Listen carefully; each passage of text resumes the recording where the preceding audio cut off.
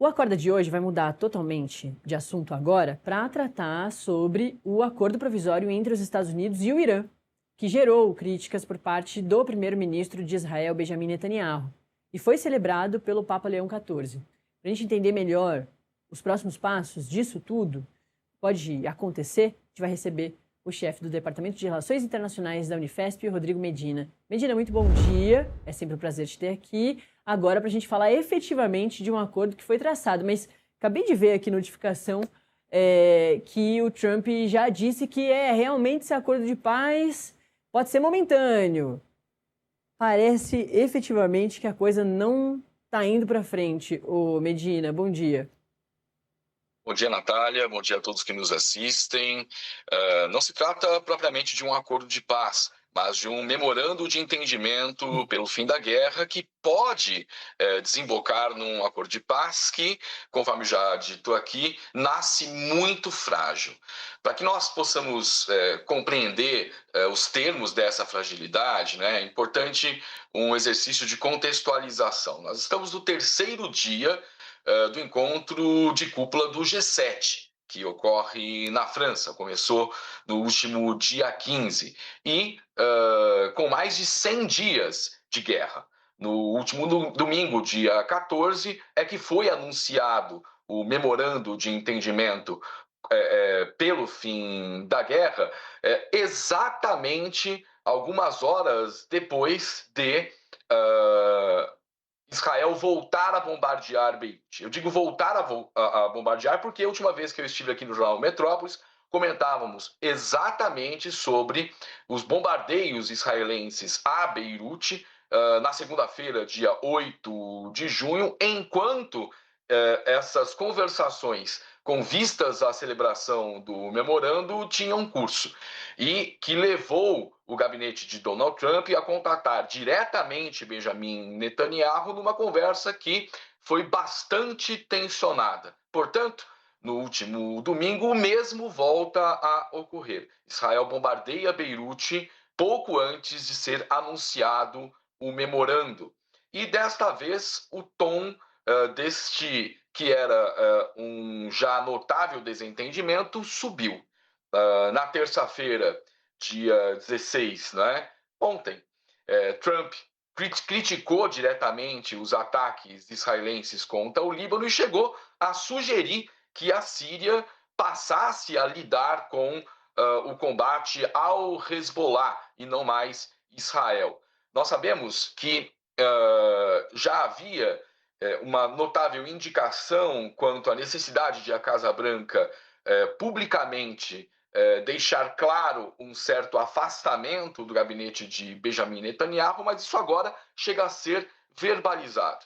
Né? O que nós sabemos sobre esse memorando de entendimento é que uma das exigências iranianas para o fim da guerra é que cessem os ataques ao Líbano. Portanto, a paz que não está acordada, trata-se tão somente de um memorando, já nasce comprometida.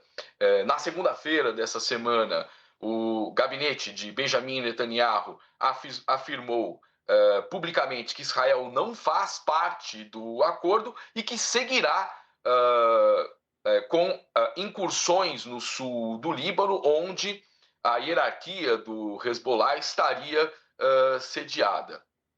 Com isso, Natália, o acordo de paz, que não está ainda elaborado, está em construção, deve adentrar a uma segunda etapa de negociações, já sob fortes indicativos de que pode não prosperar.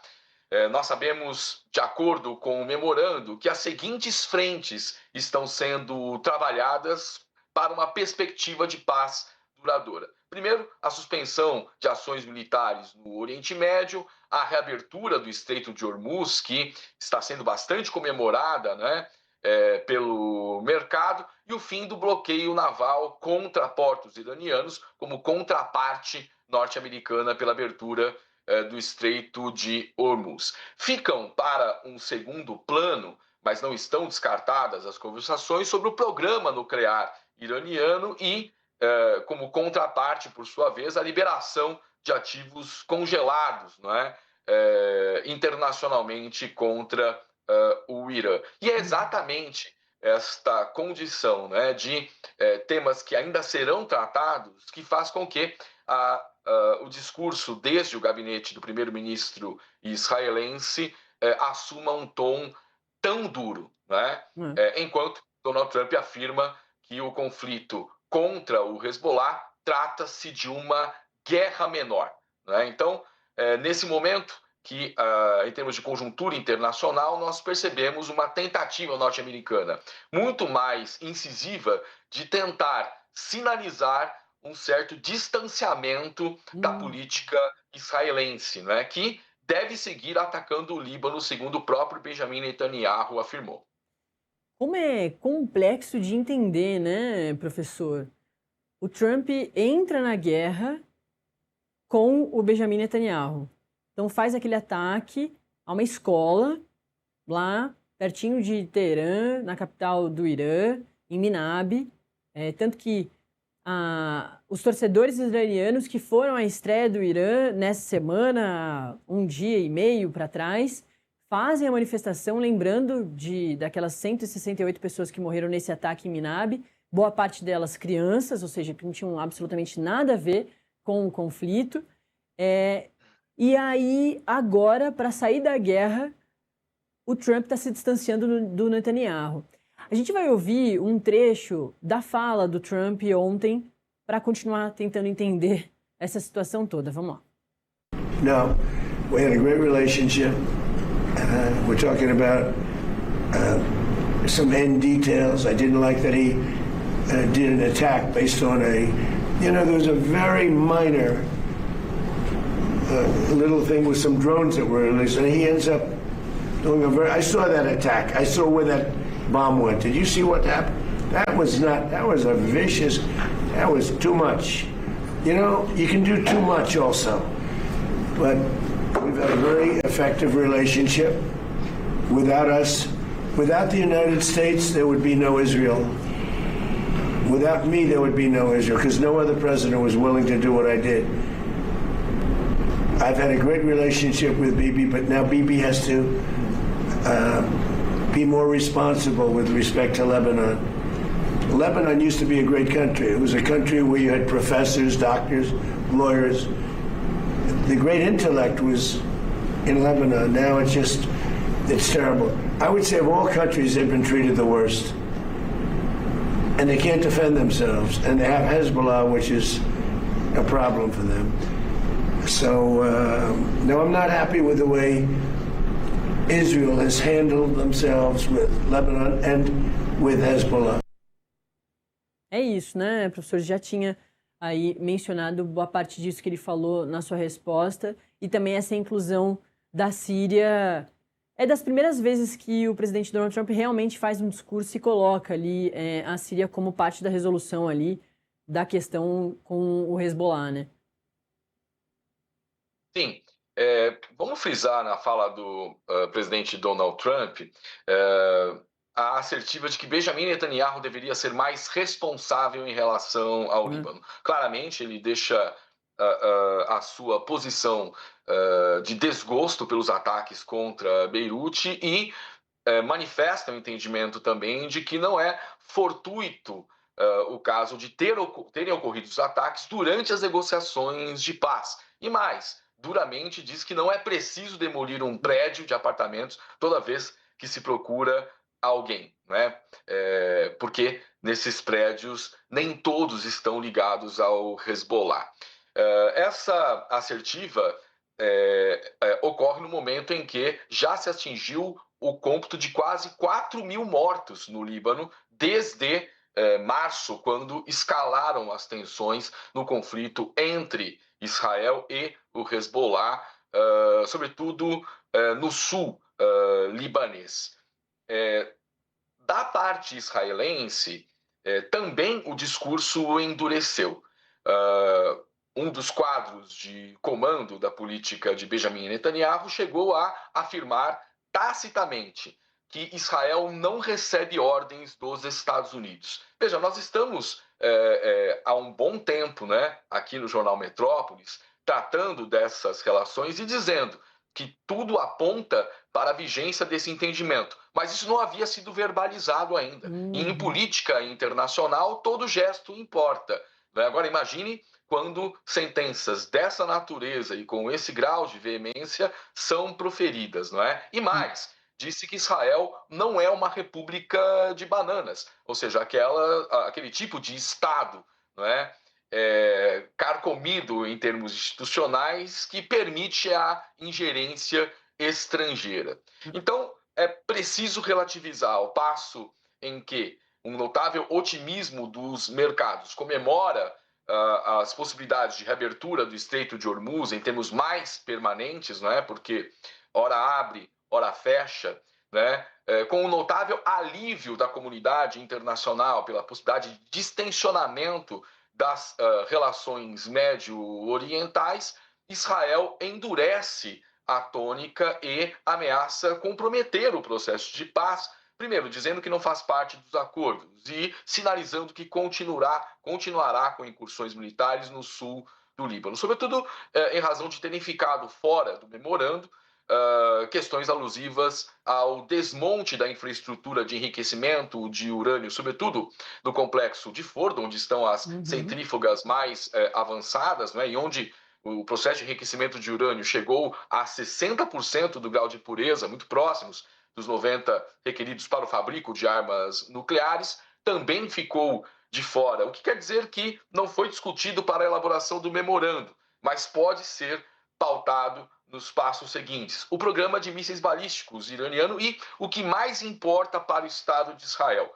Por isso tenho sempre repetido que o gabinete de Benjamin Netanyahu persegue uma agenda muito própria, específica e cara para o Estado de Israel.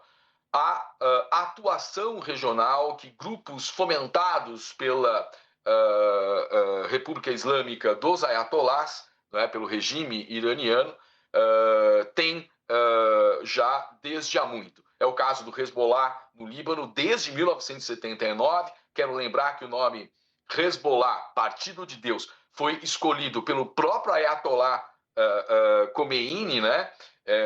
Ao tempo da Revolução Iraniana dos Ayatollahs. Também é o caso dos Houthis no Iêmen e do Hamas e da Jihad Islâmica Palestina na faixa de Gaza. Então tem questões de segurança internas a Israel de grande relevo que indicam que a escolha feita pelo gabinete de Netanyahu é de persegui-las em voo solo, né, já que os Estados Unidos sinalizam a saída para uma guerra que planejadamente adentrou, mas não tinha uma estratégia para sair dela. E sairá sem Israel, né? Caso consiga sair. Tudo indica que, ou melhor, nada indica que o acordo de paz possa ser exitoso nessa conjuntura adversa. É isso. Professor, vou só encerrar com o pessoal que está com a gente na TV, no canal 143 da Smart TV LG, de uma Smart TV LG.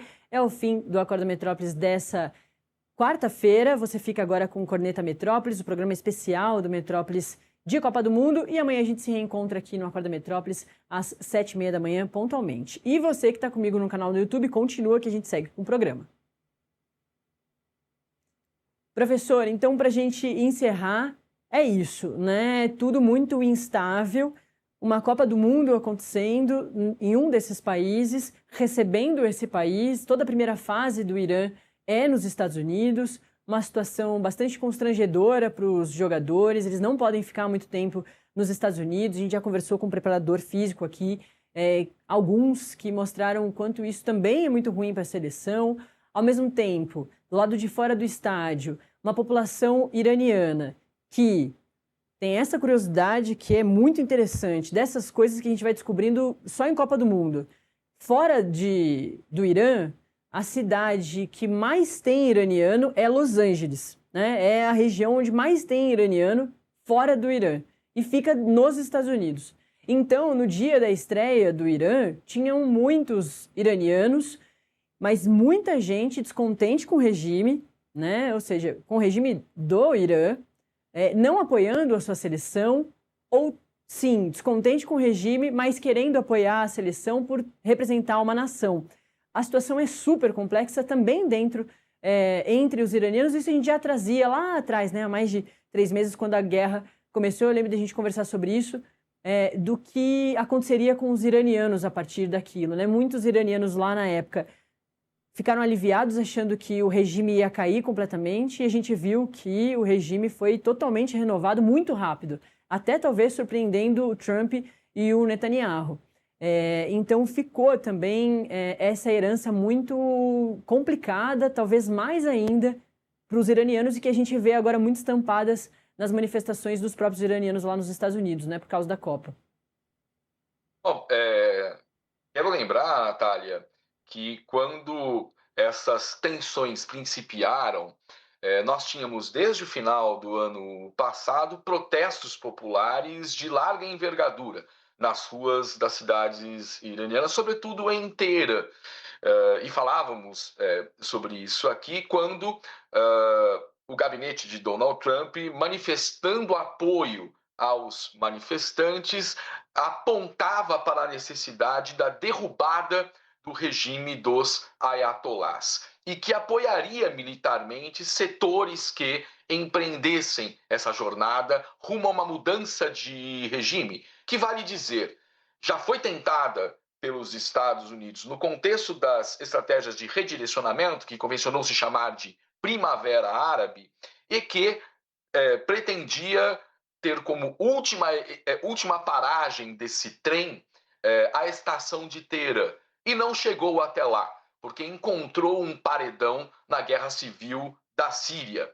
Portanto, tudo apontava no final do ano passado, com essas declarações, se somando, por exemplo, à especulação quanto à possibilidade risível, permita-me dizer, de o herdeiro do Shah, Reza Pahlavi, assumir o poder no Irã, e outros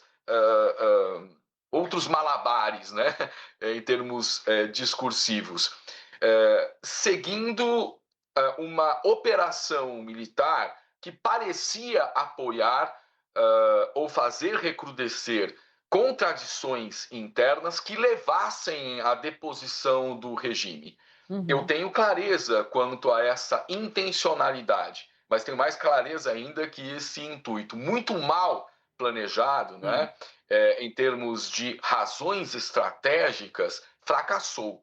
E não havendo a previsão para esse cenário, os Estados Unidos passaram a advogar um tanto desesperadamente pela saída sua da guerra. E agora, tendo a dura constatação de que, para deixar a guerra, né, em razão das suas contradições internas, sobretudo da perda de apoio popular, alta dos preços dos combustíveis, não é? Vai precisar trazer consigo o gabinete problemático de Benjamin Netanyahu, que também vai passar por eleições, né? Vamos lembrar, teremos eleições em Israel entre setembro e outubro, tudo indica, e as mais recentes pesquisas de opinião apontam que a oposição a Benjamin Netanyahu, que o responsabiliza, né, pelas questões de insegurança interna dos israelenses, né, vencerá a atual coalizão que governa o Estado de Israel. E aí, Benjamin Netanyahu estaria em maus lençóis, e teria que se enfrentar com a própria justiça israelense, né, e os escândalos de corrupção que já o cercavam antes de o conflito iniciar. Exatamente.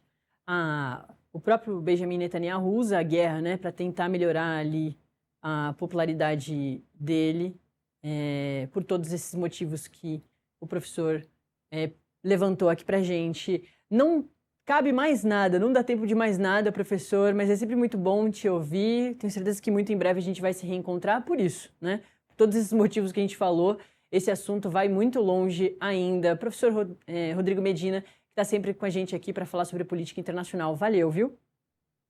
Eu que agradeço, Natália. Até a próxima. Até a próxima. Os cortes da entrevista do professor já estão, daqui a pouquinho, estarão no nosso canal no YouTube Metrópolis TV. Se inscreva no nosso canal, justamente para você não perder nada, as nossas lives, os nossos programas ao vivo, mas também todo esse material que a gente vai subindo lá para você curtir e compartilhar.